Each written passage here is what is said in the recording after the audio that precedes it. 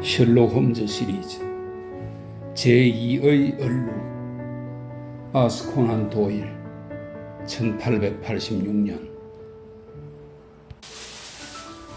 나는 아베이 농장의 모험을 마지막으로 더 이상 내 친구 셜록 홈즈의 뛰어난 능력을 보여주는 사건들을 대중에게 공개하지 않을 작정이었다. 공개할 자료가 부족해서가 아니다. 아직도 전혀 언급하지 않은 수많은 사건들에 대한 기록이 있으니까 말이다. 물론 독자들이 홈즈의 독특한 성격과 유래를 찾아볼 수 없는 사건 해결 방법에 대해 흥미를 잃을 수도 아니다. 진짜 이유는 홈즈가 자신이 해결한 사건들에 대한 이야기를 계속해서 출판하는 걸 내키지 않아 하기 때문이었다. 홈즈가 탐정 일을 하고 있을 때는 그가 해결한 사건들을 알리는 일이 현실적으로 도움이 되었지만 지금 그는 서섹스타운에 파묻혀 연구와 꿀벌 키우는 일에만 전념하고 있다. 그런 그로서는 유명세가 싫어졌을 게 당연하다. 그는 나에게 사건을 공개하는 문제에 대해서는 자기 의견을 따라달라고 단호하게 말했다. 하지만 나는 제2의 얼룩 사건을 공개해도 될 시기가 되면 발표할 것이다.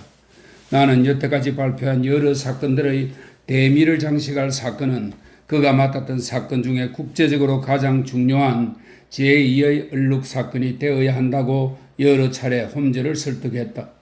그래서 결국 나는 이 사건을 공개해도 좋다는 홈즈의 동의를 받아냈다.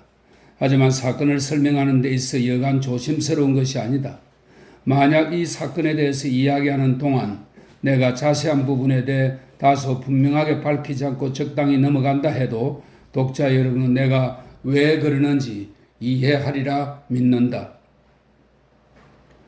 어느 해 가을 화요일 아침이었다.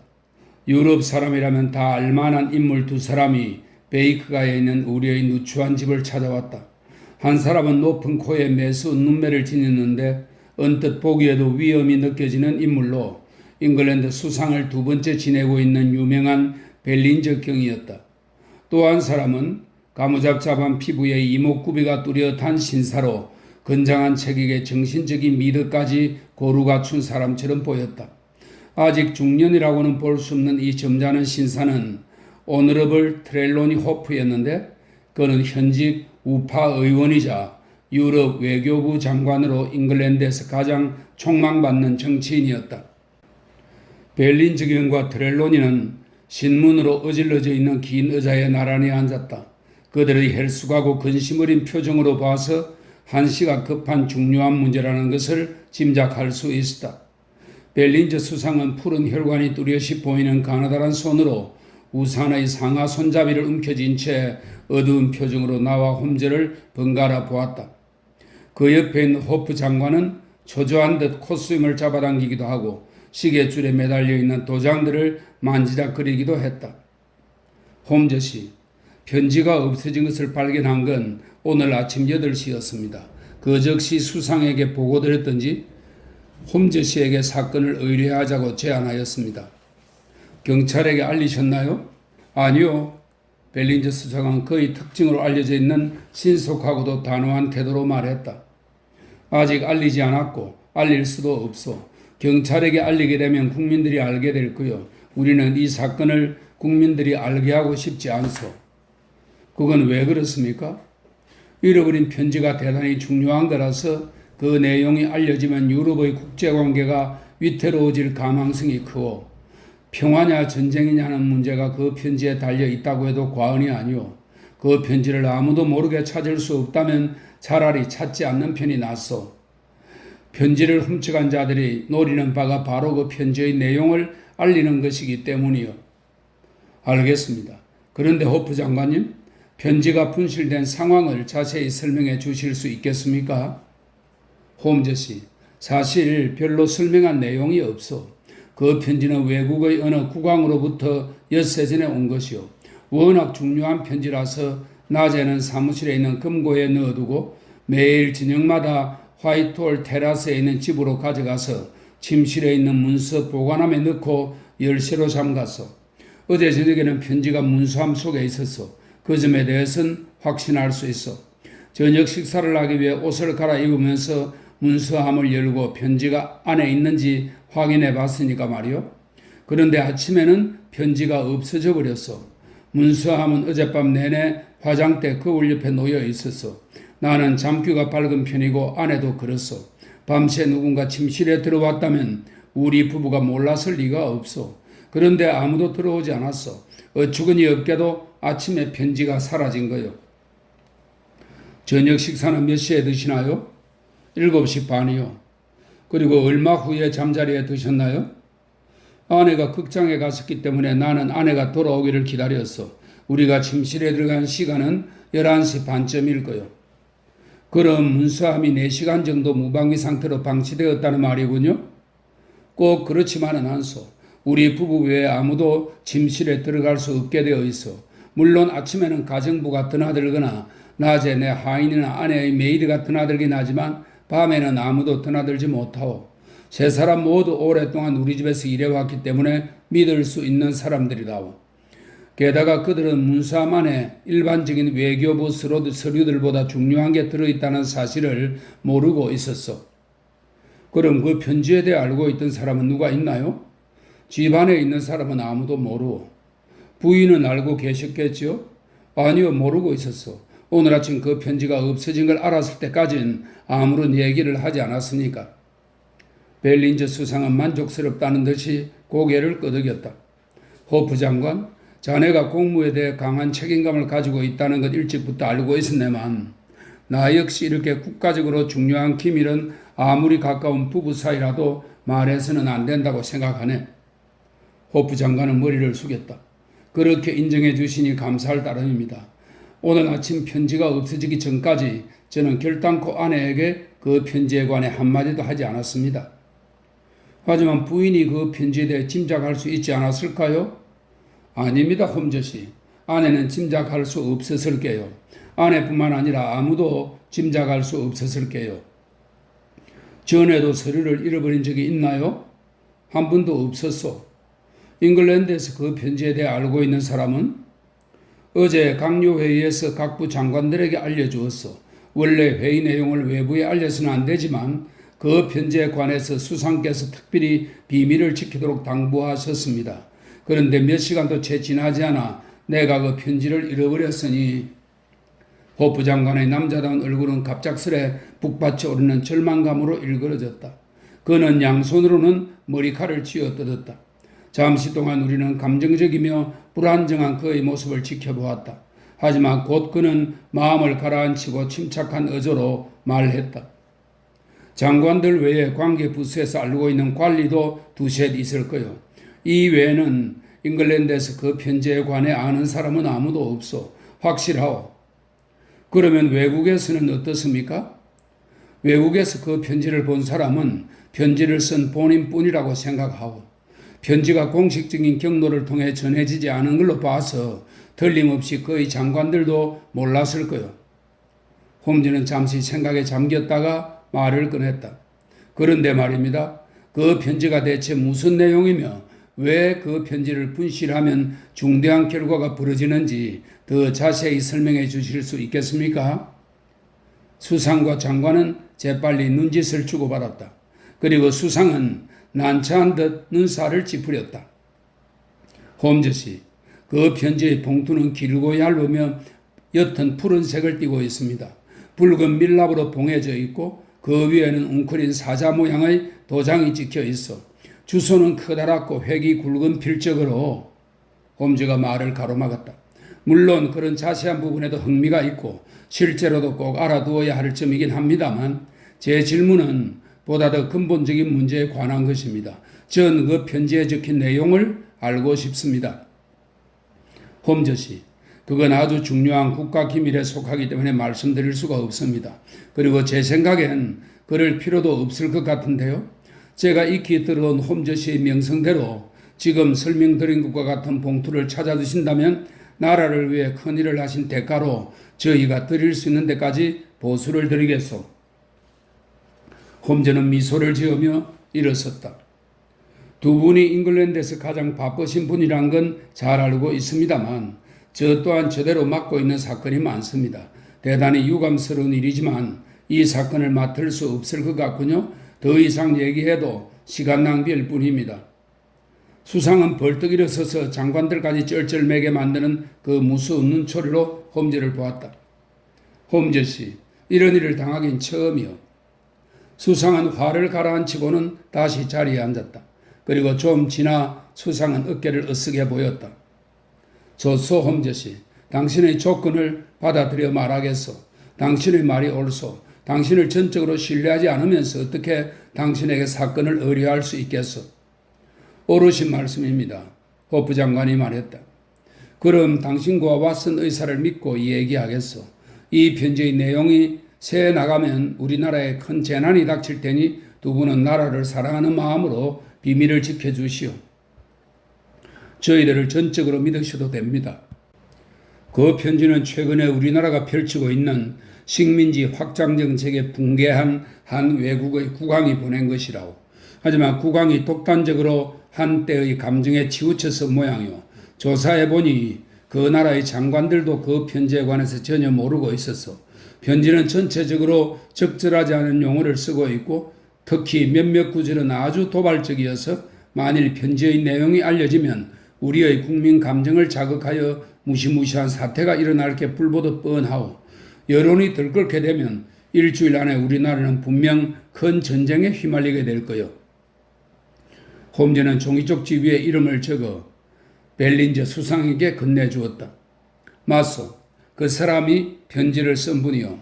편지 내용이 알려지면 전쟁 비용으로 수백만 달러가 들 것이고 수십만의 인명을 앗아갈 수도 있어. 그런 편지가 이렇게 깜짝같이 없어졌으니 편지를 보낸 국왕에게도 그 편지가 없어졌다는 사실을 알리셨나요? 암호로 전보를 쳐서 바로 알렸어. 그 국왕도 그 편지가 공표되기를 바라고 있겠죠? 그건 아니요. 편지를 보낸 국왕도 자신이 경솔하게 처신했던 점에 대해 후회하고 있을 게 분명하오. 편지의 내용이 알려지면 국왕 자신뿐 아니라 그의 나라도 큰 타격을 입게 되니까 말이요. 그렇다면 편지가 공표될 경우에 누가 이익을 보게 되는 겁니까? 왜 누군가가 그 편지를 훔쳐 공표하고 싶어 할까요? 그건 말이요, 홈즈 씨. 복잡한 국제정치에 대한 문제라고. 유럽의 현 상황을 생각해 보면 당신도 어렵지 않게 그 동기가 무엇인지 파악할 수 있을 게요. 전 유럽에서는 무장한 군인들이 언제 일어날지도 모르는 전쟁에 대비하고 있어. 현재는 두 개의 군사동맹의 군사력이 그의 균형을 이루고 있어. 하지만 대영 제국은 그 어느 쪽에도 속해 있지 않기 때문에 우리가 어디로 가느냐에 따라 대세가 기우는 거요. 만일 잉글랜드가 한쪽 동맹과 전쟁을 벌인다면 다른 동맹이 우세해지지 않겠소? 전쟁에 합류하든 말든 상관없이 말이요. 아시겠소? 잘 알겠습니다. 그럼 그 편지를 입수하여 공표하면 편지를 보낸 국왕의 적국들에게 이익이 되겠군요. 우리나라와 국왕나라 사이가 안 좋아질 테니까 말입니다. 그렇소. 그 편지가 적국의 수중에 넘어간다고 가정하면 누구에게 보낼 거라고 생각하십니까? 유럽의 수상이라면 누구라도 상관없을 거요. 지금 현재 가장 신속한 방법으로 누구에겐가 보내지고 있겠지. 호프 장관은 머리를 떨어뜨리고 큰 신음소리를 냈다. 벨린저 수상은 위로해 주리는 듯 장관의 어깨에 손을 얹었다. 운이 나빴던 것뿐이요, 호프 장관. 아무도 자네를 비난할 수는 없어. 자네는 최선을 다하지 않았는가? 자, 홈즈 씨. 여기까지가 우리가 알고 있는 사실의 전부요. 이제 우리가 어떻게 하면 좋겠소? 홈즈는 침통한 얼굴로 고개를 가로저었다. 두 분은 그 편지를 찾지 못한다면 정말로 전쟁이 일어난다고 생각하십니까? 그럴 가능성이 매우 높다고 생각하오. 그렇다면 전쟁 준비를 할 수밖에 없겠군요. 홈즈 씨, 그런 희망 없는 말을 하다니. 현실을 직시해야 합니다. 밤 11시 반부터 다음날 아침 편지가 없어진 걸 발견할 때까지 호프 장관과 부인이 방 안에 계셨으니까 11시 반 이후에 편지를 도둑맞았다고는 생각할 수 없습니다.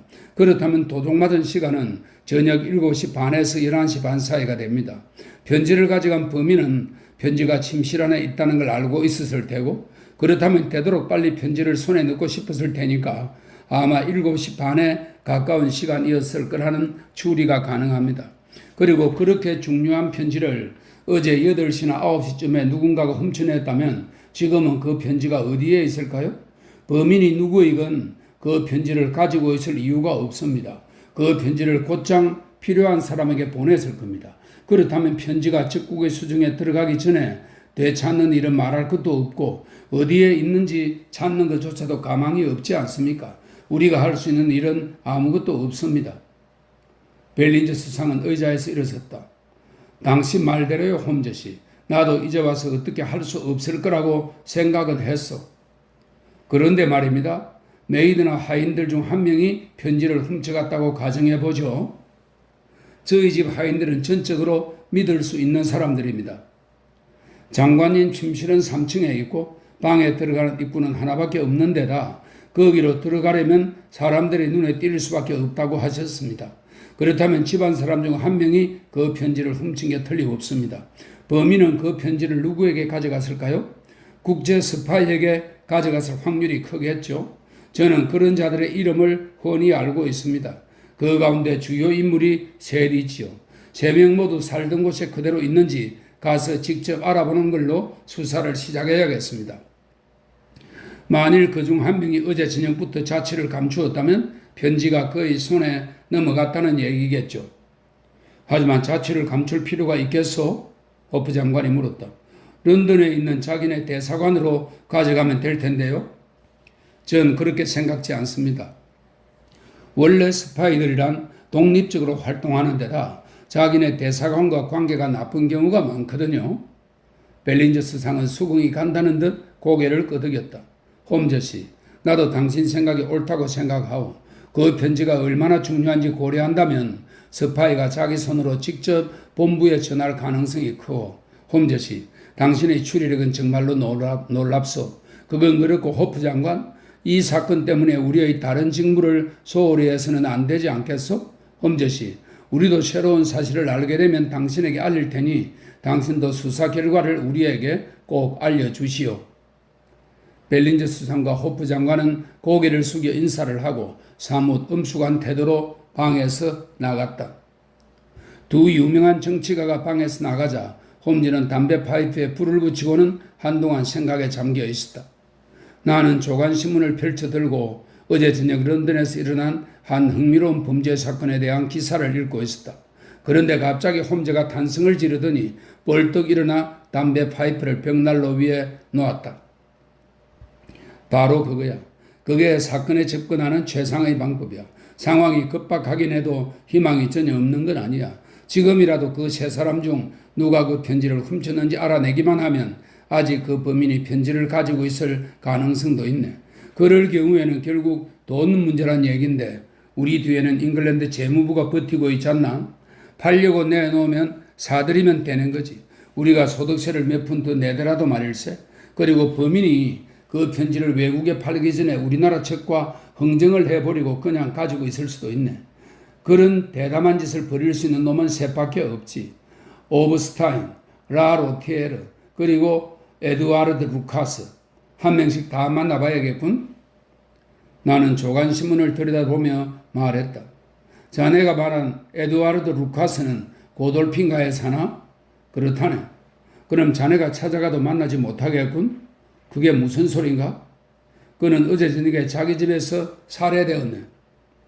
지금까지 같은 사건을 조사하는 중에는 늘 홈즈가 날 놀라게 했기 때문인지 이번엔 내가 홈즈를 깜짝 놀라게 했다는 사실을 깨닫는 순간 기쁨의 감정이 밀려들었다. 홈즈는 눈을 크게 뜨고 나를 보다가 내가 들고 있는 신문을 가로챘다. 신문 기사는 다음과 같다. 웨스트민스터의 살인. 어제 저녁 고돌핀가 16번지에서 이상한 살인사건이 일어났다. 그것은 템즈강과 웨스트민스터 사원 사이에 18세기 양식의 고풍스러운 집들이 모여있는 약간은 인적이 드문 동네로 국회의사당 건물의 대형 시계탑 가까이 있다.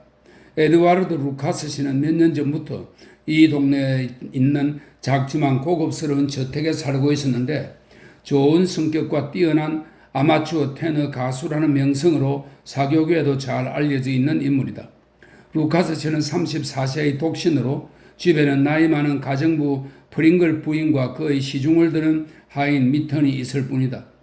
프링글 부인은 언제나 일찌감치 잠자리에 드는데 어제도 여느 때와 다름없이 제일 위층에 있는 방에서 잠을 자고 있었다. 미타는 어제 저녁 햄머스미스에 사는 친구를 만나러 외출했다. 따라서 밤 10시 이후에 집안에 깨어있던 사람은 루카스 씨뿐이었다. 밤 10시부터 무슨 일이 일어났는지 아직 밝혀지지 않았지만 11시 45분경 고돌핀가를 순찰하던 벨의 순경이 루카스 씨 댁의 현관문이 열려있는 것을 발견했다. 그는 노크를 해보았지만 아무런 응답이 없었다. 거실에서 불빛이 새어나오는 것을 보고 그쪽으로 들어가 노크를 해보았으나 역시 아무런 대꾸가 없었다. 그래서 순경은 방문을 밀고 안으로 들어가 보니 방은 아수라장이 되어 있었다. 가구는 한쪽으로 밀쳐져 있었고 방 한가운데는 의자가 하나 넘어져 있었다. 루카스 씨가 그 의자의 다리 하나를 쥔 채 쓰러져 있었다. 심장 부위를 찔린 것으로 보아 적사했을 거라고 추정된다. 범행에 사용된 칼은 칼날이 흰 인도식 단검으로 방 안 벽에 장식해 두었던 동양의 무기료 중 하나를 집어든 것으로 보인다. 방 안에 감나가는 물건들을 훔쳐가지 않은 것으로 보아 범행 동기가 단순 절도는 아닌 듯하다. 루카스 씨는 유명한 데다 평판도 좋았기 때문에 이번에 발생한 그의 갑작스런 죽음에 많은 친구들이 깊은 애도의 뜻을 표하고 있다. 홈즈는 오랜 침묵을 깨고 나에게 물었다. 왓슨, 자네는 이 사건을 어떻게 생각하나? 놀라운 우연의 일치로군. 우연의 일치라고? 편지를 가져갔을 가능성이 있는 3명의 스파이 중 1명이 범인이 편지를 훔치고 있을 바로 그 시간에 의문의 죽음을 당했네. 우연의 일치가 아닐 가능성이 커. 그럴 확률이 얼마인지 정확한 수치로 나타낼 수는 없지만 말일세. 왓슨, 이 두 사건은 분명히 관계가 있네. 어떤 관계가 있는지 알아내는 게 우리가 할 일이지. 그렇지만 지금쯤 경찰도 모든 사실을 알고 있을 것 아닌가? 그렇지 않네. 루카스의 살인사건에 대해서는 알고 있겠지만 편지가 도난당한 사건에 대해서는 전혀 모르고 있네. 물론 알려서도 안 되고 말일세. 두 사건을 모두 알고 있는 건 우리뿐이니까 두 사건 사이의 관계를 밝혀낼 수 있는 사람도 우리뿐일세. 그건 그렇고 나는 편지를 훔쳐간 범인으로 루카스를 가장 의심하고 있었네. 물론 거기에는 뚜렷한 이유가 있지. 루카스가 살고 있던 고돌핀가는 호프 장관의 집이 있는 화이트 테라스 홀에서 걸어서 몇 분 거리라네. 하지만 내가 이름을 거론한 다른 2명의 스파이들은 웨스트엔드에서도 맨 끝지역에 살고 있지. 그러니까 루카스가 다른 두 스파이들보다 호프 장관의 집안 사람과 관계를 맺거나 정보를 얻기가 쉽다는 얘기가 되네. 물론 이건 그냥 지나칠 수도 있는 문제일세. 하지만 그렇게 가까운 거리에 있는 두 집에서 2-3시간 사이에 연달아 사건이 일어난 경우는 아주 중요한 단서가 될 수 있네. 이봐, 누가 찾아온 것 같군? 허드슨 부인이 쟁반에 명함 한 장을 받쳐들고 들어왔다. 홈즈는 명함을 들여다보더니 눈을 치켜뜨고 나에게 명함을 건네주었다. 힐다 트렐로니 호프 부인에게 올라오시라고 전해주십시오.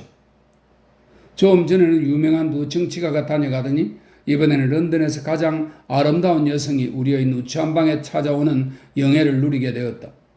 벨미스트 공작의 막내딸의 아름다움에 대해서는 소문으로 많이 들었지만 어떤 설명이나 흑백 사진으로도 눈앞에서 직접 보는 실물의 아름다움에는 도저히 미치지 못하는 것 같았다.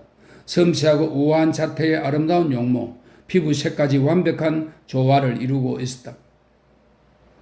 하지만 우리의 눈길을 끈 것은 그녀의 아름다움이 아니었다. 호프 부인이 우리 방문 앞에 모습을 보인 그 잠시 동안 우리의 눈에 들어온 것은 그녀의 아름다움이 아닌 그녀가 느끼고 있는 공포였다. 그녀의 눈에는 마음이 어지러워서 그런지 창백한 안색과 대조적으로 열기가 이글거리고 있었다. 그러나 그런 마음을 보이지 않으려고 애써 참고 있는 모습이었다. 홈즈 씨, 남편이 여기에 다녀갔나요? 예, 다녀가셨습니다. 홈즈 씨, 부탁입니다만 제가 여기에 온 걸 제 남편에게 비밀로 해주세요. 홈즈는 가볍게 머리를 숙여 인사를 하고 의자를 가리키며 앉으라고 권했다. 이거 제 입장이 참 난처하군요. 일단 앉으셔서 용건이 뭔지 말씀해 보시죠. 하지만 어떤 상황에서도 발설하지 않겠다는 약속은 할 수 없습니다. 호프 부인은 방을 가로질러 가더니 창문을 등지고 앉았다. 큰 키에 우아하고 여성스러운 모습은 참으로 여왕 같은 자태였다. 홈즈씨. 부인은 하얀 장갑을 낀 두 손을 깍지 낀 채 양손을 쥐었다 펴었다 하면서 말을 이어나갔다. 사실대로 말씀드릴 테니 당신도 솔직히 대답해 주셔야 합니다. 남편과 저 사이에는 단 한 가지 문제를 빼고는 아무 비밀이 없습니다. 그 한 가지가 바로 정치에 관한 문제입니다. 남편은 정치에 관해서는 굳게 입을 다물고 저에게 아무것도 가르쳐 주지 않습니다. 저는 어젯밤 저희 집에서 무언가 안 좋은 일이 일어났다는 것을 알고 있습니다. 어떤 편지가 없어졌죠. 하지만 그 일이 정치적인 문제이기 때문에 남편은 저에게 무슨 일인지 털어놓으려 하지 않습니다. 여기서 분명하게 해둘 게 있습니다. 저는 그 사건의 진상을 알아야만 합니다. 정치가들을 제외하고 진상을 알고 계시는 분은 당신뿐입니다. 홈즈씨, 무슨 일이 일어났는지, 그 일이 어떤 결과를 초래하는지 자세히 말씀해 주세요. 당신이 알고 있는 걸 다 말해 주세요. 제 남편을 위해 비밀을 지킨다는 생각은 거두어 주세요. 제가 그 일에 대해 모두 알고 있는 것이 제 남편에게 도움이 될 테니까요. 도난당한 편지는 어떤 것이었나요? 부인, 그 질문에는 대답할 수 없습니다. 호프 부인은 괴로운 듯 신음소리를 내더니 두 손에 얼굴을 묻었다. 부인, 이해해 주셔야 합니다. 남편은 이 사건에 대해 부인에게 아무것도 알려주지 않는 게 낫다고 판단하셨습니다. 그러니 고객에 대한 비밀을 지키기로 약속하고 사건의 진상을 들은 탐정인 저로서도 남편의 판단을 따를 수밖에 없습니다. 저한테 물어보시는 건 적당치 않군요. 남편께 물어보시는 게 좋을 듯합니다. 이미 물어보았지만 가르쳐주지 않았습니다. 이제 물어볼 사람은 당신밖에 없다고 생각해서 찾아온 겁니다. 홈즈씨, 사건의 진상에 대해 말씀해 주시지 않는다 해도 한 가지만은 가르쳐 주실 수 있겠죠? 부인, 그게 무엇인가요? 이 사건 때문에 남편의 정치적 경력에 오점이 남을 수도 있나요? 그렇습니다, 부인. 게다가 이 사건이 잘 해결되지 않으면 대단히 불행한 사태가 생길지도 모릅니다. 오, 이런 일이. 부인은 예상하고 있었다는 듯이 숨을 크게 들이마셨다. 홈즈씨, 한 가지만 더 묻겠습니다. 이번 사건이 생긴 직후에 남편이 무심코 흘린 말로는 그 편지를 잃어버리면 사회에 무슨 영향을 끼칠 거라고 했는데 그게 사실입니까? 남편이 그렇게 말씀하셨다면 저도 그 사실을 부정하지는 않겠습니다. 대체 그 영향이란 것이 어떤 종류입니까? 안 됩니다, 부인. 제가 대답할 수 있는 것 이상을 물어보는군요. 그렇다면 더 이상 당신의 시간을 빼앗지 않겠습니다. 솔직히 말씀해주지 않으신다고 당신을 탓할 수는 없겠죠. 당신 입장에서 보면 남편의 뜻을 따르지 않고 여기까지 와서 캐묻는 저를 나쁘게 생각할 수도 있겠죠. 하지만 그렇게 생각하지는 마세요. 저는 다만 제 남편의 걱정을 나누고 싶었을 뿐이니까요. 다시 한번 부탁드립니다. 제가 여기에 찾아온 건 비밀로 해주세요. 부인은 문간에서 우리를 한번 돌아보았다. 그 덕분에 나는 아름답긴 하지만 고통에 사로잡혀 일그러진 얼굴과 놀란 듯한 눈을 마지막으로 볼 수 있었다. 그리고 그녀는 방에서 나갔다. 방문이 닫히고 치맛자락이 바닥에 스치는 소리가 들리지 않자 홈즈는 미소를 지으면서 나에게 말했다. 자, 왓슨, 아름다운 여성은 자네 분야가 아니던가? 저 아름다운 여성의 속셈은 뭘까? 진짜 원하는 게 뭐냐 말이지? 자기 입으로 말했다시피 걱정이 된다지 않는가? 이런 상황이라면 걱정이 되는 게 당연하지. 왓슨, 부인의 모습을 기억해보게. 당황하여 안절부절 못하면서도 끈질기게 물어보지 않았나? 게다가 부인이 자기 감정을 쉽게 나타내지 않는 상류사회 출신이라는 걸 감안하면 더 이상한 일이지. 확실히 몹시 당황한 것처럼 보이긴 했지만 또 하나 이상한 점이 있네. 호프 부인은 자신이 그 일에 대해 모두 알고 있는 것이 남편에게 도움될 거라고 확신에 차서 말했네. 그게 무슨 의미일까? 어떻게 도움이 된다는 거지? 게다가 자네도 눈치챘겠지만 부인은 일부러 빛을 등지고 앉았네. 그건 우리에게 자신의 얼굴 표정을 숨기기 위해서였을 거야. 그건 나도 알았네. 방에 있는 많은 의자 중에 빛을 등지고 앉을 수 있는 의자를 골라 앉더군. 하지만 여자들이 어떤 행동을 하는 이유는 한마디로 알다가도 모를 일이지. 왓슨, 내가 빛을 일부러 등지고 앉았다고 의심했던 마케이터의 그 여자 기억나나? 코에 분을 바르지 않아서 그걸 숨기려고 그랬던 걸로 판정되지 않았나? 확실하지 않은 사실로 추리를 할 수는 없지.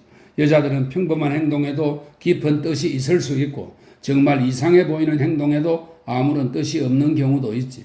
그냥 머리핀 때문일 수도 있단 말일세. 그럼 이따 보세 왓슨. 어디 가려고?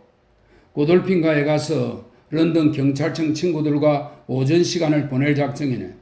에드와르드 루카스가 이번 사건과 어떤 관계가 있는지는 두고 봐야 알겠지만 이 사건의 열쇠를 쥐고 있는 것은 분명하네. 사실을 알기 전에 추리를 하는 건 큰 실수를 저지르는 거지. 왓슨, 자네가 집에 있다가 손님이 오면 맞아주게. 되도록 점심때까지는 돌아오겠네.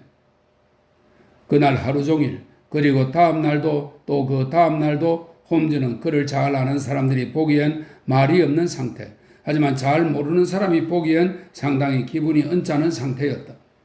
홈즈는 집에서 뛰쳐나갔다가 돌아와서는 줄담배를 피우고 바이올린을 켜고 생각에 잠겼다가 아무 때나 샌드위치를 먹어대고 내가 물어보는 일상적인 질문에 제대로 대꾸조차 하지 않았다.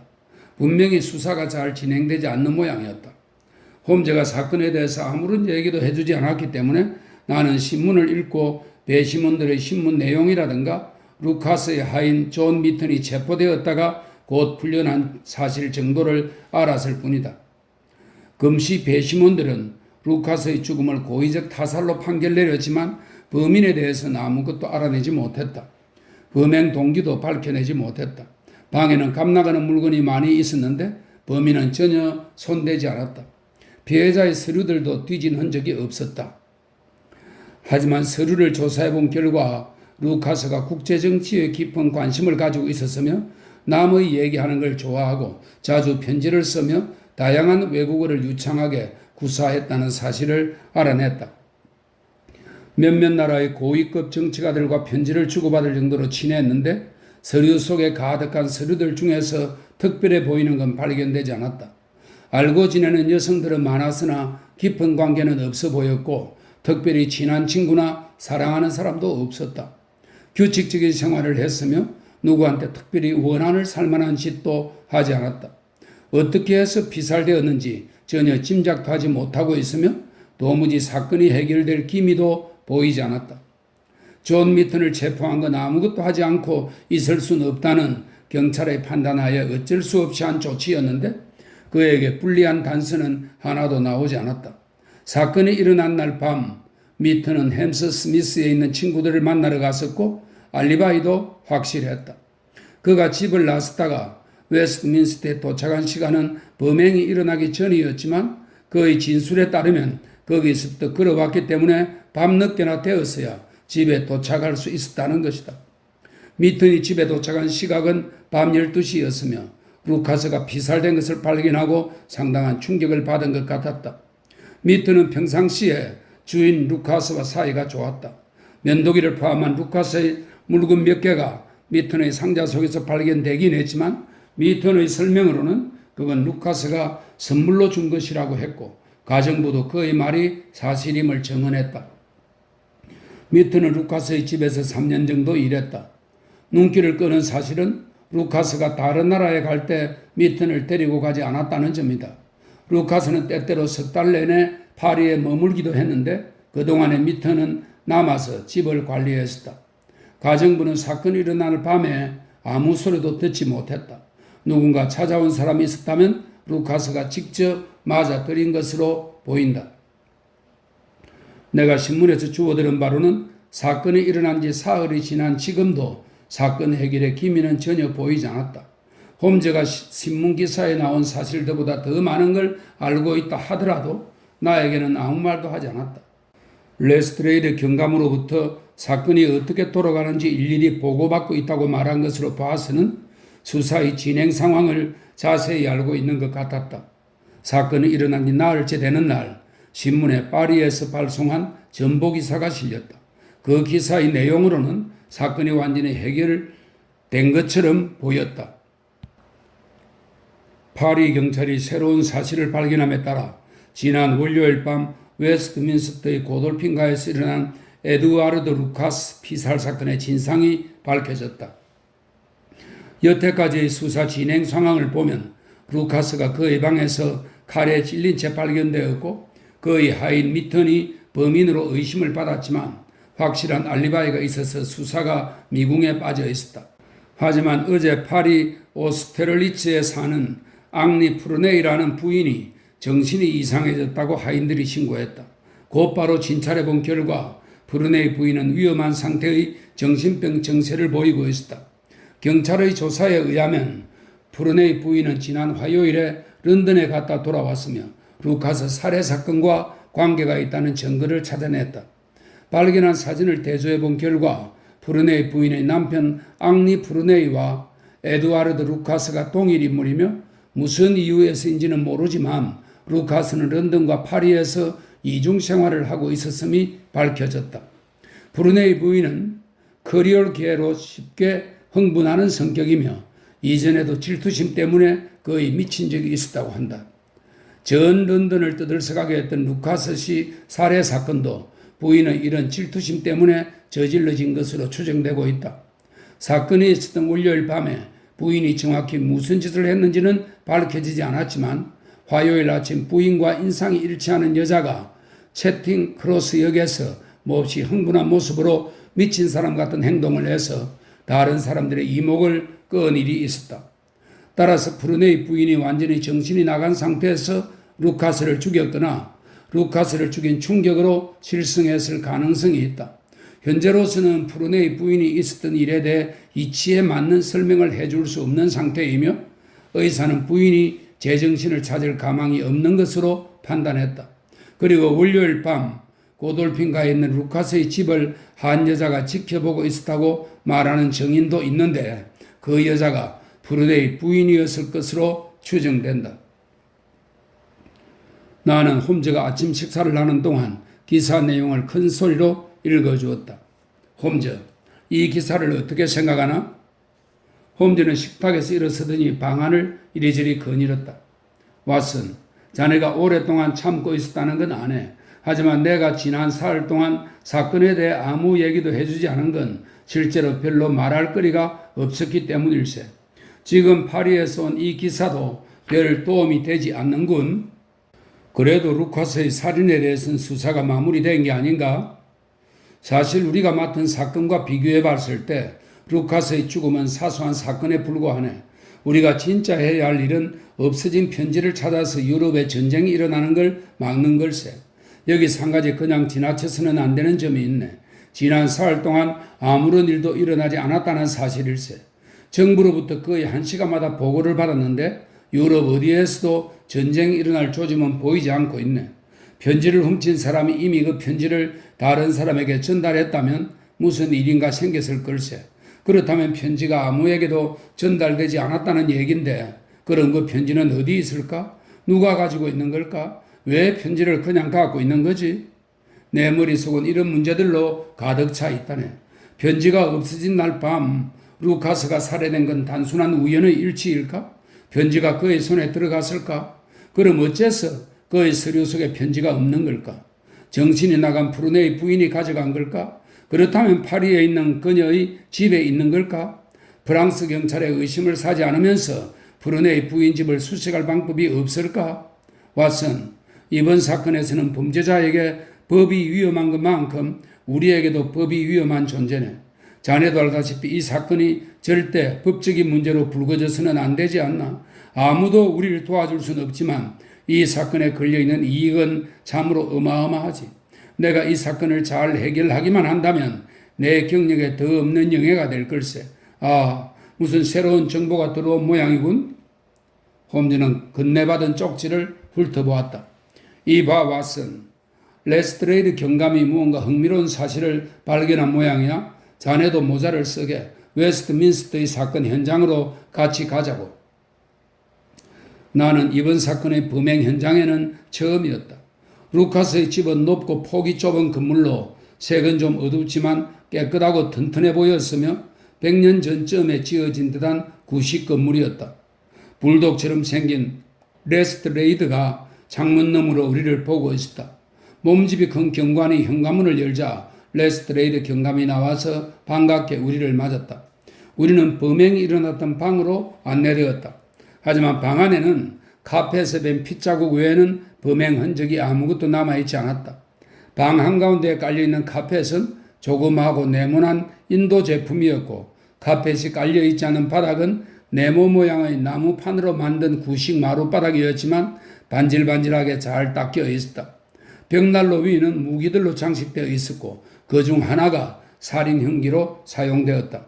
창가에는 고급스러운 책상이 있었고 그림들이며 바닥 깔개, 벽에 걸려있는 물건들 모두 약간은 여성 취향의 사치스러운 것들 뿐이었다.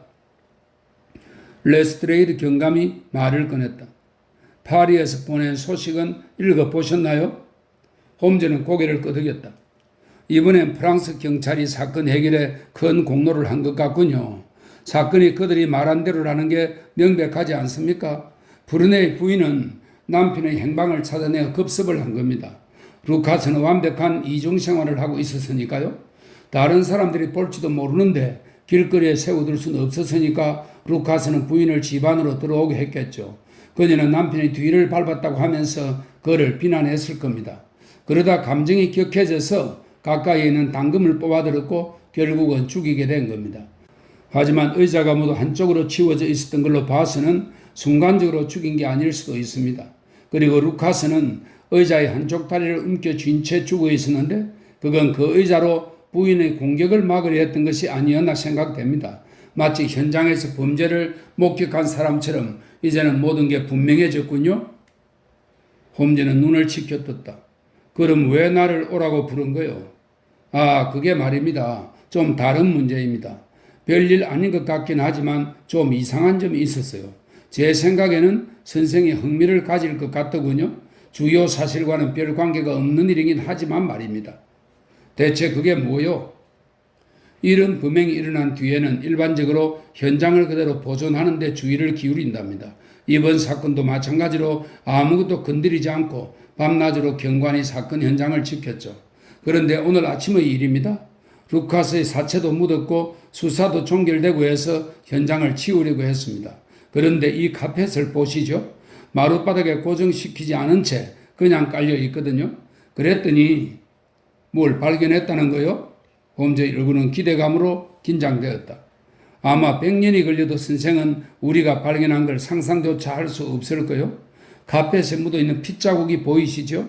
틀림없이 피가 많이 스며들었을 겁니다. 그렇겠지요. 그런데 카펫에서 스며 나왔을 피가 마룻바닥에는 묻어있지 않단 말입니다. 어떻습니까? 놀라셨죠? 핏자국이 없다고? 그럴 리가 없지. 그렇게 말씀하실 줄 알았습니다. 하지만 핏자국이 없는 게 사실인걸요?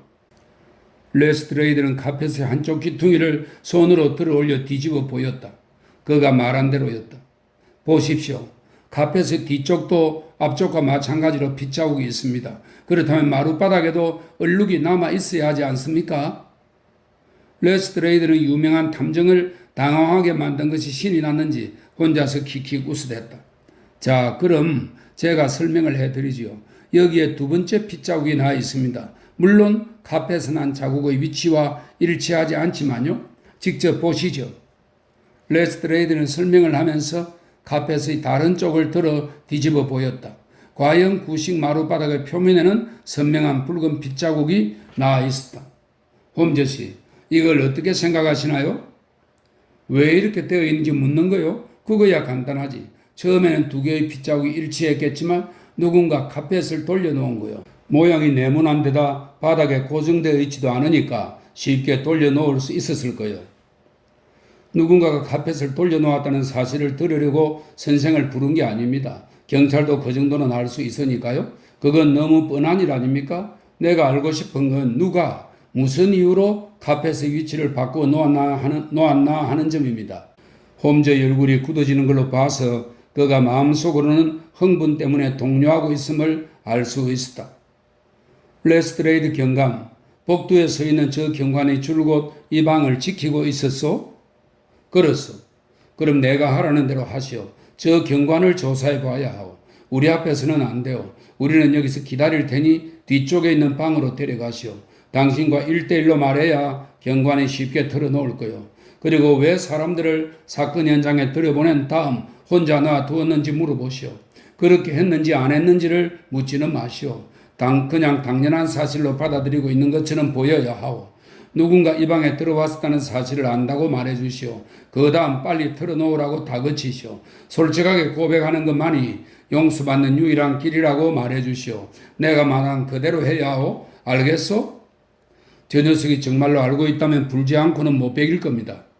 레스트레이드는 복도로 뛰어나갔다. 그리고 뒷방에서 그의 호통치는 소리가 들려왔다. 자, 지금일세. 왓슨, 어서.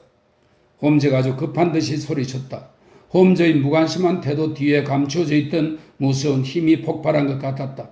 그는 마룻바닥에서 카펫을 걷어내더니 눈 깜짝할 사이에 바닥에 엎드려 네모난 마루 판자의 모서리 끝을 하나하나 손톱으로 잡아당겨 보고 있었다. 그런데 판자 중 하나가 조금 움직이더니 상자 뚜껑처럼 열리는 것이었다. 판자 밑에는 검은 구멍이 조그맣게 나 있었다. 홈즈는 구멍 속에 손을 집어넣었다가 분노와 실망이 뒤섞인 신음소리를 내며 손을 꺼냈다. 구멍 속은 텅 비어 있었다. 왓슨, 빨리 서두르게 원 상태대로 해놓아야 하네. 나무 판자를 제자리에 끼워 넣고 카펫을 똑바로 깔았을 때 복도에서 레스트레이드의 목소리가 들려왔다. 경감이 들어왔을 때 홈즈는 벽난로에 기대어 서 있었다. 나오는 하품을 참기 어렵다는 듯 나른하게 서 있는 폼이 수사 같은 건 완전히 포기한 사람처럼 보였다. 홈즈 씨, 기다리시게 해서 죄송합니다. 이번 사건에는 별 흥미를 못 느끼시는 봅니다. 그건 그렇고 이 친구도 모조리 실토했습니다. 이리로 들어오게. 맥퍼슨, 이분들에게 자네가 저지른 짓을 말씀드리게. 흥분한 듯 하지만 반성의 빛이 역력하게 보이는 경관이 방으로 들어왔다. 절대로 피해를 입힐 생각은 없었습니다. 어제 저녁에 어떤 젊은 여자가 찾아왔죠. 집을 잘못 찾아온 모양이었습니다. 그리고는 이런저런 얘기를 나누었죠. 온종일 방만 지키고 있다니 하도 심심했어요. 그 다음엔 무슨 일이 있었어? 그 여자는 신문에서 사건에 대해 읽었다고 하면서 범행 장소라는 걸 한번 보고 싶다고 하더군요. 단정한 차림의 말씨도 고운 여자였기 때문에 잠깐 보여줘도 상관없으리라고 생각했습니다. 그런데 카페에서 난 핏자국을 보더니 바닥에 쓰러져 죽은 사람처럼 꼼짝도 하지 않는 거예요. 얼른 물을 가져와서 먹여보았지만 정신을 차리지 못했습니다. 그래서 저는 길모퉁이를 돌면 있는 아이비 플랜트로 브랜디를 사러 나갔습니다. 하지만 제가 돌아와 보니 여자가 정신을 차리고 돌아갔는지 없었습니다. 부끄러워서 제 얼굴을 다시 보지 못할 것 같아 그냥 간 거라고 생각했죠. 이 카페 위치가 바뀐 것 같진 않았어? 그게 제가 돌아왔을 때 약간 구겨져 있는 것 같았습니다. 여자가 그 위에 쓰러졌기 때문이라고 생각했죠. 반들반들한 바닥에 그냥 깔려있지 않습니까? 고정시키는 것도 없고요. 그래서 다시 반듯하게 펴놓았습니다. 나를 속이진 못한다는 걸 알았겠지, 맥퍼슨? 레스트레이드가 엄하게 말했다. 인물을 조금 게을리해도 아무도 모를 거라고 생각하게 했겠지만 카펫을 보기만 해도 나는 누군가 이 방에 들어왔다는 사실을 알 수 있네. 없어진 게 없으니 다행이지. 그렇지 않았다면 자네는 굉장히 난처한 상황에 처했을 걸세. 홈즈 씨, 별일도 아닌 걸로 여기까지 오시게 해서 죄송합니다만 바닥에 난 두 번째 얼룩이 첫 번째 핏자국의 위치와 일치하지 않는 점에 선생이 흥미를 느끼시진 않을까 해서요. 확실히 흥미를 느끼고 있습니다. 정말 흥미로운 사실이죠. 그런데 맥퍼슨, 그 여자가 온 건 한 번뿐이었나? 네, 한 번뿐입니다. 이름은 모릅니다. 타자 질치군을 모집한다는 광고를 보고 왔다는데 번지수를 잘못 찾았다고 하더군요. 상냥하고 품위고 있는 젊은 여자였습니다. 키가 크든가? 미인이든가? 예, 아주 늘씬한 여자였습니다. 미인이냐고 물으셨죠? 굉장한 미인이었습니다. 경관님, 잠깐만 좀 보여주세요. 라고 말하더군요. 상냥하고 애교까지 섞인 말투여서 문간에서 잠깐 들여다보게 해줘도 별로 상관없을 거라고 생각했죠. 옷차림은 어땠소? 수수한 차림이었습니다. 발까지 내려오는 긴 망토를 입고 있었죠. 여자가 찾아온 게 몇 시경이어서 해가 질 무렵이었습니다. 브랜디를 사들고 돌아올 때 가로등이 켜지고 있었으니까요. 잘 알겠소, 왓슨. 어서 가게. 다른데 중요한 볼일이 있다네. 우리가 집을 나올 때 레스트레이드 경감은 그대로 방에 남았고 맥퍼슨 경관 혼자서 우리를 문까지 배웅했다. 홈즈는 계단에 서서 뒤를 돌아다 보더니 손에 있는 무언가를 경관에게 보여주었다. 경관은 뚫어지라 보더니 놀란 표정으로 외쳤다. 아니 이럴 수가? 홈즈는 아무 말 말라는 듯 손가락을 입에 갖다 대고 상의 주머니에 손을 다시 집어넣었다. 거리로 들어서자 홈즈는 웃음을 터뜨렸다. 잘 됐군 왓슨. 이제 마지막 장면을 위한 막이 올라가고 있네.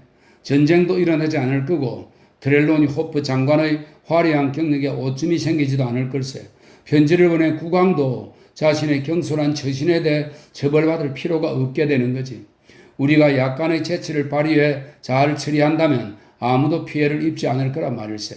끔찍한 결과를 불러올 수도 있었던 사건이 이렇게 해결되다니 자네도 안심이 되지? 내 마음은 홈즈의 비상한 능력에 대한 감탄으로 가득 찼다. 자네 사건을 해결했군? 나는 소리쳤다. 완전히 해결한 건 아닐세. 아직 확실치 않은 점이 몇 가지 있네. 하지만 많은 걸 알아냈으니까 나머지를 알아내지 못한다면 우리에게 뭔가 문제가 있는 거지. 곧장 호프 장관 댁으로 가서 사건을 완전히 해결해 버리자고. 호프 장관 집에 도착했을 때 홈즈는 호프 장관의 부인을 만나러 왔다고 말했다. 그리고 우리는 거실로 안내되었다. 부인은 화가 많이 났는지 얼굴이 붉어져 있었다. 홈즈 씨, 이건 너무 부당하고 가혹한 짓 아닌가요? 제가 당신을 찾아간 사실을 비밀로 해달라고 부탁드렸을 텐데요. 제가 주제넘게 나선다고 제 남편이 생각하지 않도록 말이에요. 그런데 이렇게 저를 찾아오셔서 우리 사이에 무슨 관계가 있다는 걸 보여주시면 제가 난처해지지 않겠어요? 부인, 유감스럽게도 다른 방법이 없었습니다. 저는 아주 중요한 편지를 찾아달라는 부탁을 받았거든요. 그래서 하는 말인데 이제 저한테 그 편지를 주시지요. 부인은 벌떡 일어섰다. 아름다운 얼굴에서는 핏기가 싹 가셨다. 눈앞이 안 보이는 사람처럼 휘청거렸다. 그래서 나는 부인이 기절하는 건 아닐까라고 생각했다. 부인은 간신히 충격에서 벗어나 기운을 차리긴 했지만 얼굴에는 놀라움과 노여움의 빛이 서려 있었다. 홈즈 씨, 당신이 나를 모욕하는군요? 이러지 마십시오, 부인. 소용없는 짓입니다. 편지를 내놓으시지요. 부인은 베일이 있는 쪽으로 뛰어갔다. 집사가 집 밖까지 안내해 드릴 겁니다. 베일을 누르시면 안 됩니다. 베일을 누르면 소문을 내지 않고 사건을 해결하려고 했던 저의 모든 노력이 수포로 돌아가고 맙니다.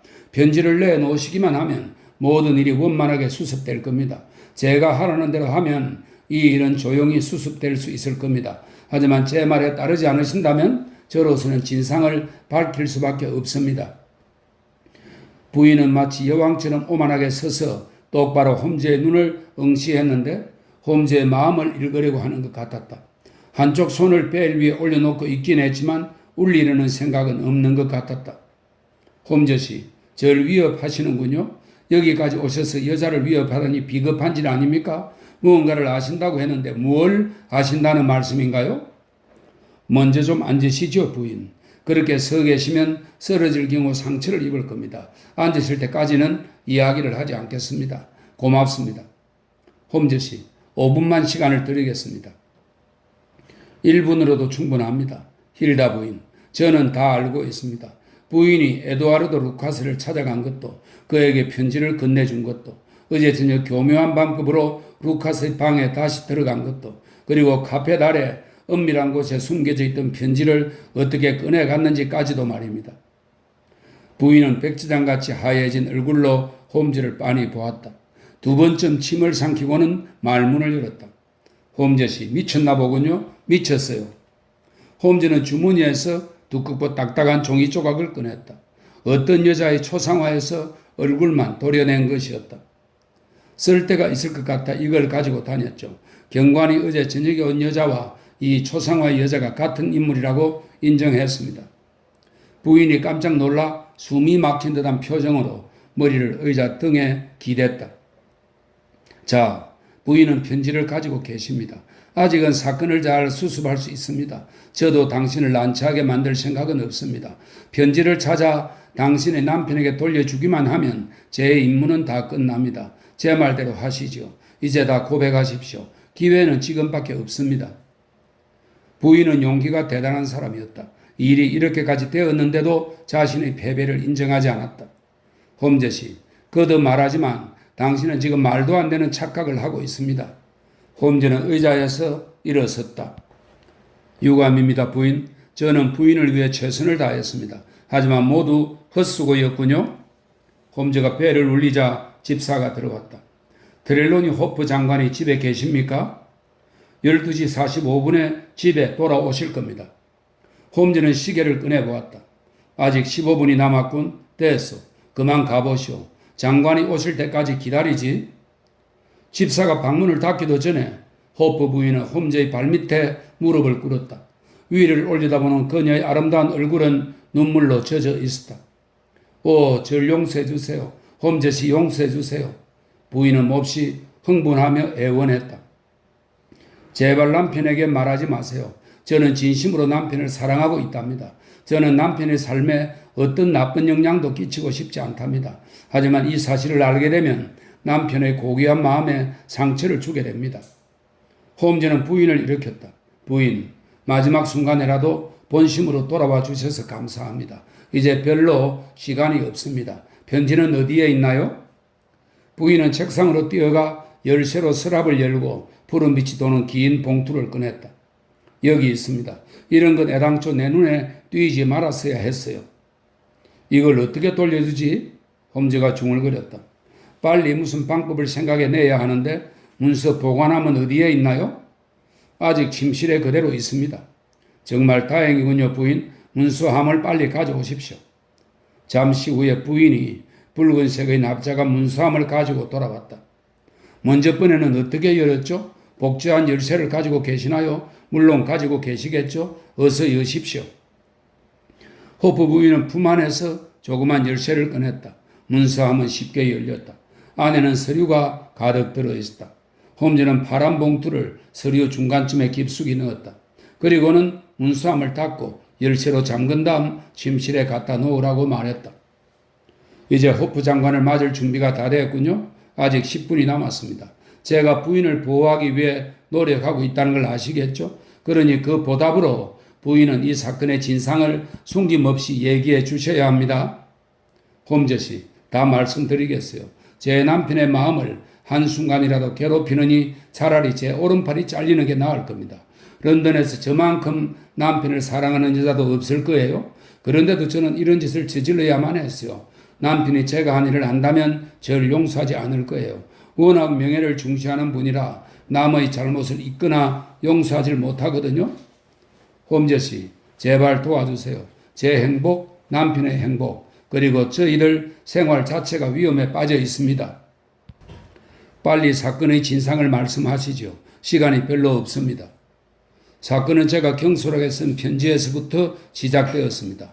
결혼 전에 사랑에 빠진 한 소녀가 충동적으로 쓴 철없는 편지였죠. 저는 별 뜻 없이 쓴 편지지만 남편은 제가 죄를 지었다고 생각할 것 같았어요. 만일 남편이 편지를 읽어본다면 다시는 저를 믿지 않을 거라고 생각했죠. 그 편지를 쓴 건 아주 오래전이었어요. 전 완전히 잊혀진 일이라고 생각했답니다. 그런데 루카스에게서 연락이 왔습니다. 그 편지를 자기가 가지고 있는데 남편에게 보여줄 거라고 협박한 거였어요. 저는 제발 그러지 말라고 빌었어요. 그랬더니 그는 남편의 문서함에 들어있는 이러이러한 편지를 넘겨주면 내 편지를 돌려주겠다고 했어요. 정부 기관에 스파이를 투입해서 그런 편지가 있다는 사실을 알아낸 거예요. 그는 남편에게는 피해가 가지 않을 거라고 장담했습니다. 홈즈 씨, 제 입장에서 한번 생각해 보세요. 어떻게 했으면 좋았을까요? 남편에게 모든 사실을 털어놓았어야 합니다. 그럴 수는 없었어요, 홈즈 씨. 그건 안 되는 일이었어요. 두 가지 선택이 있었죠. 하나는 남편과 제 사이가 끝장이 나는 것이고 또 하나는 남편이 편지를 훔쳐오는 거였어요. 물론 나쁜 짓 같긴 했지만 정치에 관한 일이라 그게 어떤 결과를 불러일으킬지 제가 잘 몰랐던 거예요. 사랑과 신뢰라는 문제를 생각해보면 제 결론은 확실해졌어요. 루카스의 요구를 들어주기로 결심했죠. 제가 남편 열쇠의 본을 뜨고 루카스가 열쇠를 복제해 주었어요. 그런 다음 저는 문서함을 열고 편지를 꺼내서 고돌핀 가로 가져갔죠. 거기서 무슨 일이 있었습니까? 미리 정한 대로 저는 현관문을 두드렸어요.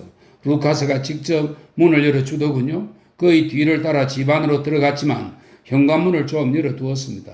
루카스와 둘이서만 있는 게 무서웠거든요. 제가 안으로 들어갈 때 웬 여자가 밖에 서 있었던 그 기억이 나요. 우리 거래는 금방 끝났어요. 루카스는 제 편지를 책상 위에 올려놓았죠. 저는 그에게 제가 가져온 편지를 넘겨주었어요. 루카스도 제 편지를 넘겨주었죠. 바로 그때 문간에서 소리가 들렸어요. 그리고는 복도에서 발소리가 들렸죠. 루카스는 재빨리 카펫을 젖히고 그 밑에 있는 비밀 장소에다 편지를 넣고는 다시 카펫을 덮었어요. 그 뒤에 일어난 일은 악몽 같았어요. 지금도 그 여자의 까무잡잡한 미친 듯한 얼굴이 눈에 선해요. 그 여자는 프랑스로 내가 지금까지 이 날을 기다려왔다. 드디어 딴 여자와 함께 있는 현장을 잡았어. 라고 외치더군요. 그리고 나서 무시무시한 싸움이 벌어졌어요. 루카스가 의자를 들어 올리려고 했고 여자의 손에선 단도가 번쩍거렸어요. 거기까지 보고 저는 그 무서운 곳에서 정신없이 도망쳐 나왔어요. 다음 날 아침에 신문을 보고서야 루카스가 죽었다는 사실을 알았죠. 전날 밤까지만 해도 저는 행복했습니다. 제 편지를 찾았으니까요. 하지만 그 다음에 무슨 일이 벌어질지 몰랐죠. 한 가지 불행을 피하기 위해 다른 불행을 끌어들였다는 사실을 깨달은 건 다음날 아침이었습니다. 편지가 없어진 걸 발견하고 괴로워하는 남편을 보면서 저는 가슴이 찢어지는 것 같았어요. 그 자리에서 무릎을 꿇고 제가 저지른 짓을 고백하고 싶을 정도였어요. 하지만 그렇게 되면 제 과거의 일까지 털어놓아야 했어요. 그건 안 될 일이었죠. 그리고 저는 당신을 찾아갔어요. 제가 얼마나 엄청난 짓을 저질렀는지 알고 싶었거든요. 사실을 확인하고 나서부터 저는 남편의 편지를 찾아야겠다는 일념에 사로잡혔어요. 편지는 아직 루카스가 숨겨둔 장소에 그대로 있는 게 분명했어요. 그 무서운 여자가 방 안에 들어오기 전에 숨겨둔 거니까요. 그 여자가 나타나지 않았더라면 루카스가 어디에 편지를 숨겨두었는지 몰랐을 거예요. 그 방에 들어가려면 어떻게 해야 하지? 이틀 동안 그 집을 살펴보았지만 한 번도 현관문이 열려있지 않았어요. 그래서 어제 저녁에 마지막 시도를 해봤죠. 제가 어떻게 해서 그 방에 들어가 편지를 가지고 나왔는지 당신도 이미 알고 계시죠? 저는 편지를 가지고 돌아와 그걸 없애버릴까도 생각해 보았어요. 남편에게 돌려주면 제가 한 잘못을 다 털어놓아야만 한다고 생각했기 때문이죠. 어쩌면 좋아? 계단을 올라오는 남편의 발소리가 들려요. 호프 장관은 흥분해서 방 안으로 뛰어들어왔다. 홈즈 씨, 무슨 새로운 소식이라도 있나요? 사건 해결의 희망이 보이고 있습니다. 호프 장관의 얼굴이 환해졌다. 아, 고맙기도 해라. 나와 점심 식사를 하기 위해 수상께서 함께 오셨어. 그분에게 희망이 보인다는 얘기를 해도 될까요? 수상께서는 강철처럼 강인한 분이지만 이번에 일어난 끔찍한 사건 때문에 밤에 한숨도 못 주무신 것 같소. 제이콥스, 수상께 이쪽으로 오시라고 전해주게. 여보, 정치적인 이야기를 나눠야 하니까 당신은 자리를 좀 피해주겠소? 식당에서 기다리고 있으면 우리도 곧 가리다. 수상의 태도는 침착해 보이긴 했지만 눈빛이 번뜩이고 뼈만 남은 손이 떨리고 있는 것으로 보아 호프 장관과 마찬가지로 흥분되어 있음을 알 수 있었다. 무언가 보고할 게 있다고요, 홈즈 씨? 지금까지는 확실치 않습니다. 편지가 있을 만한 곳은 모조리 조사해 보았습니다. 그래도 찾을 수 없는 걸로 봐서는 우려하셨던 위험은 없는 것이 확실합니다. 그러나 그것만으로는 충분치 않소, 홈즈 씨. 언제 터질지 모를 화산을 아는 채 살아갈 수는 없지 않소. 우리에게는 무언가 뚜렷한 단서가 필요하오. 그런 단서를 입수할 수 있다고 생각합니다. 그래서 제가 찾아온 거고요. 이 사건을 생각하면 할수록 편지가 이 댁에서 나가지 않았다는 확신이 듭니다. 홈즈 씨, 그게 무슨 소리요? 편지가 이 댁에서 나갔다면 지금쯤은 공개되었어야 하는 거 아닙니까? 편지를 훔쳐낸 다음에 집안에 숨겨둔다는 것이 말이나 돼요? 그런 말이 아닙니다. 저는 아무도 편지를 훔치지 않았다고 확신하고 있습니다. 그럼 편지가 문서함에서 왜 없어졌다는 거요? 문서함에서 없어진 건지 잘 모르겠습니다. 홈즈 씨, 지금은 농담할 때가 아니요. 문서함에서 없어졌다고 확실히 말할 수 있어. 화요일 아침 이후에 문서함을 살펴보신 적이 있으신가요? 아니요. 그럴 필요가 없었어. 편지를 못 보고 넘어간 건 아닌지요? 말도 안 되는 소리요. 하지만 저는 확신할 수 없군요. 전에도 그런 일이 일어나는 걸 몇 번 본 적이 있거든요. 문서함 속에는 다른 서류들도 들어있겠죠. 그럼 다른 서류와 섞여서 못 보신 게 아닐까요? 제일 위에 두었어. 누군가가 상자를 흔들어서 위치가 바뀌었을 수도 있습니다. 아니요. 그럴 리가 없어. 모두 꺼내 보았단 말이오. 수상이 끼어들었다. 호프 장관, 그거야 쉽게 해결된 문제 아니오. 문서함을 가져오라고 하시오. 호프 장관이 배를 울렸다. 제이콥스, 문서함을 가져오게. 말도 안 되는 시간 낭비이긴 하지만 홈즈 선생이 믿지 않으니 조사를 해보지요.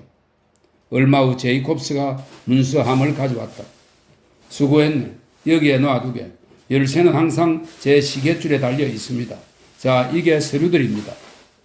메우르 경에게서 온 편지, 찰스 하디 킹의 보고서, 베오그라드에서 보낸 각서, 러시아와 독일 사이의 곡물세에 대한 문서, 마드리드에서 온 편지, 블라우스 경의 편지. 아니, 이럴 수가. 이게 뭐야? 벨리즈 경이라고? 수상은 호프 장관의 손에 있는 푸른 봉투를 낚아챘다. 이거야.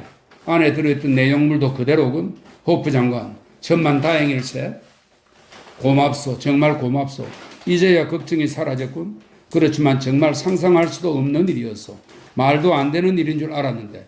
홈즈씨, 당신은 마법사요, 마법사. 그런데 편지가 문서함에 있다는 걸 어떻게 알았소? 다른 곳 어디에도 없어서니까요.